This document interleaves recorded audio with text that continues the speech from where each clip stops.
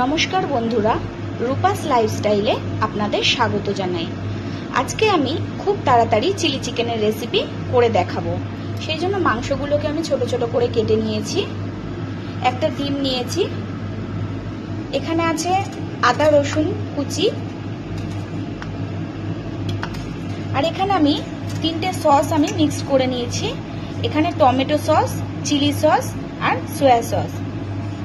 Red chili sauce আমি নিয়েছি আর half চামচ কাশ্মীরি লঙ্কার গুঁড়ো দিয়ে এটাকে আমি একটু গুলিয়ে নিয়েছি। এখানে আমি একটা মশলার পেস্ট বানিয়ে নিয়েছি। এখানে আছে আদা রসুন আর কাঁচা লঙ্কা, আর লাগবে আমাদের পেঁয়াজ কুচি, ক্যাপসিকাম কুচি আর কাঁচা লঙ্কা। আমি ঠিক এরকম ভাবে কেটে নিয়েছি। আজকে সবসময় চৌকো করে কাটি, এইবার একটু আমি লম্বা ভাবে কেটে নিয়েছি। এবার আমি মাংসটাকে ম্যারিনেট করে নেব। এইবার এই মাংসটাকে আমি ম্যারিনেট করব, সেই জন্য আমি পরিমাণ মতন একটু নুন দিয়ে দিচ্ছি।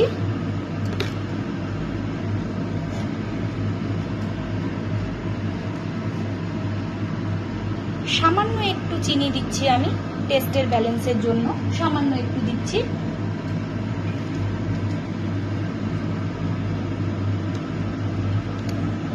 হাফ চামচের থেকেও কম একটু লঙ্কার গুঁড়ো আমি দিয়ে দিচ্ছি। যেহেতু আমি পেস্ট বানিয়ে রেখেছি সেই জন্য আমি হাফ চামচের থেকেও কম আমি লঙ্কার গুঁড়োটা দিলাম, কালারটা ভালো লাগবে দেখতে। এবার আমি যেটা পেস্ট করে রেখেছিলাম আদা রসুন আর কাঁচা লঙ্কা, সেই পেস্টটা আমি এর মধ্যে 2 চামচ দিয়ে দিচ্ছি।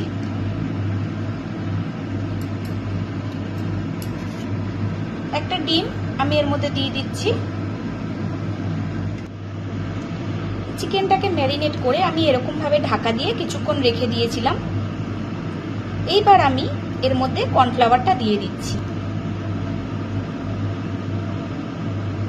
আগের থেকে কিন্তু কর্নফ্লাওয়ারটা দেয়া যাবে না, ম্যারিনেট করে রাখার কিছুক্ষণ পরে এই কর্নফ্লাওয়ারটা দিলে তাহলে মাংসর ভেতর পর্যন্ত ঢোকে, নুন মশলাটা পুরো মাংসর ভেতর পর্যন্ত ঢোকে। এবার আমি এটাকে ভালোভাবে ম্যারিনেট করব। কর্নফ্লাওয়ার দিয়ে আমি এরকম ভাবে মেখে নিয়েছি, দিয়ে আমি এটাকে আরো 10 মিনিট রেখে দিয়েছিলাম। কড়াইতে আমি তেল গরম হতে বসিয়ে দিয়েছি। এবার আমি এক এক করে পকোড়াগুলোকে আমি ভেজে নেব।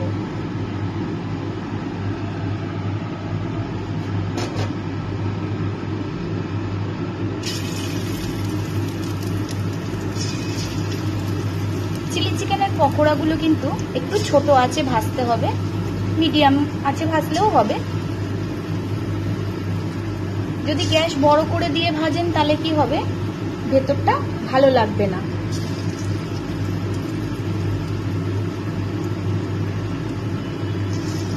বাইরেটা ভাজা হয়ে যাবে কিন্তু ভেতরটা ঠিক করে ভাজা হবে না, সেই জন্য গ্যাসটাকে মিডিয়ামে দিয়ে এই পকোড়াগুলোকে ভেজে নেবেন।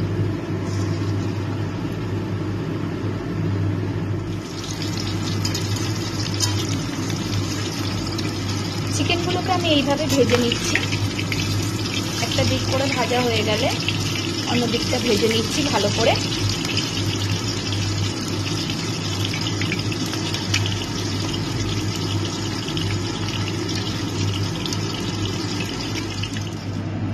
চিকেনগুলোর পকোড়াগুলো আমার ভাজা হয়ে গেছে।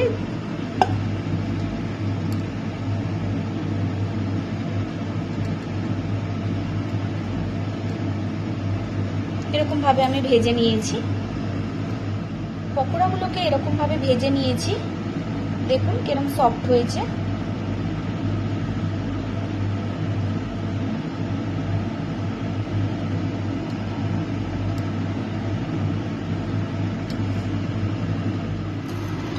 এইবার আমি ওই পকোড়া ভাজার এই তেলটার মধ্যে কিছুটা তেল আমি কমিয়ে রেখেছি, এই তেলটার মধ্যেই আমি আদা রসুন যেটা কুচিয়ে রেখেছিলাম সেটাকে আমি দিয়ে দিচ্ছি। এই সময় গ্যাসটাকে আমি হাই ফ্লেমে দিয়েই করব।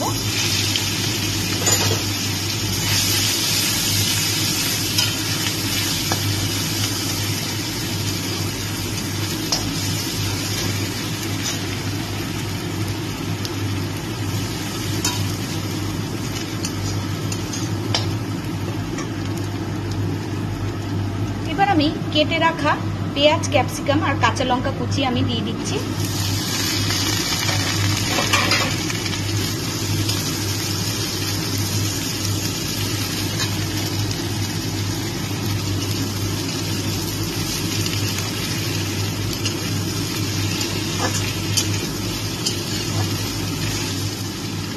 এইবার আমি এটার মধ্যে বেটে রেখেছিলাম যে মশলাটা, সেটা আমার 1 চামচ মতন ছিল, সেইটাকে আমি এর মধ্যে দিয়ে দিচ্ছি। এটাতে টেস্টটা ভালোই লাগে। আপনারা কেউ যদি না দিতে চান নাও দিতে পারেন, কিন্তু আমি এটা দিই, ভালো লাগে খেতে তাদের। এবার আমি এর মধ্যে নুন দিচ্ছি, নুনটা দিয়ে দিলাম।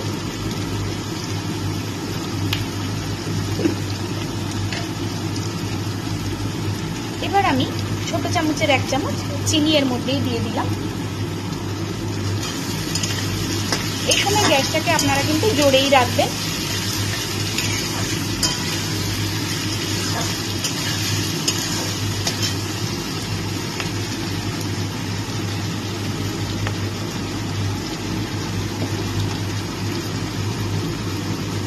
এটা আমার মোটামুটি কিছুটা ভাজা হয়ে গেছে। এবার আমি যে সসটা তৈরি করে রেখেছিলাম, টমেটো সস, চিলি সস আর সয়া সস, আমি এখানে রেড চিলি সস দিয়েছি আর 1/2 চামচ কাশ্মীরি লঙ্কার গুঁড়ো, এটাকে আমি এর মধ্যে দিয়ে দিচ্ছি।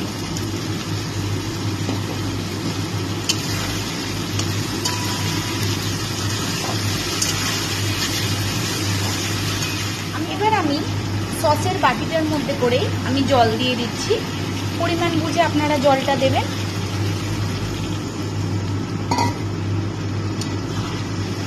আমার আরেকটু জল লাগবে। গ্রেভিটা আমার ফুটে উঠেছে। এবার এর মধ্যে আমি পকোড়াগুলোকে দিয়ে দিচ্ছি।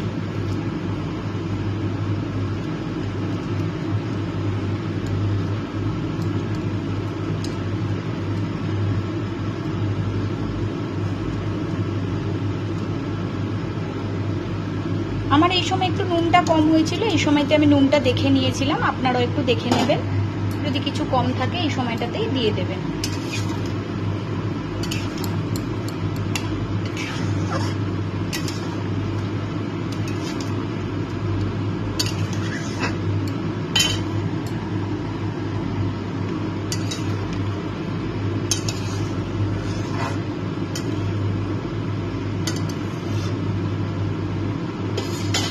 চিলি চিকেনটা আমার হয়ে গেছে।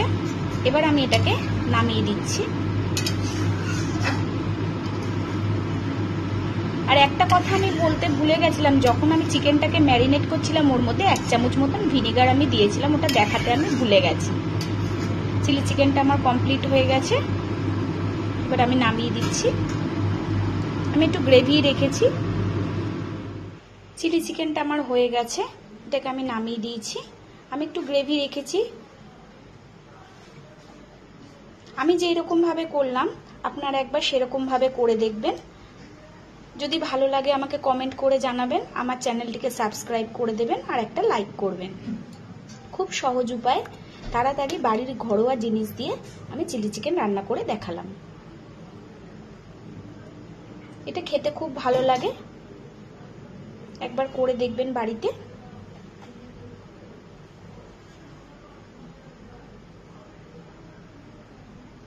এটা ফ্রাইড রাইসের সাথেও খেতে খুব ভালো লাগবে, রুটির সাথে খেতেও খুব ভালো লাগবে।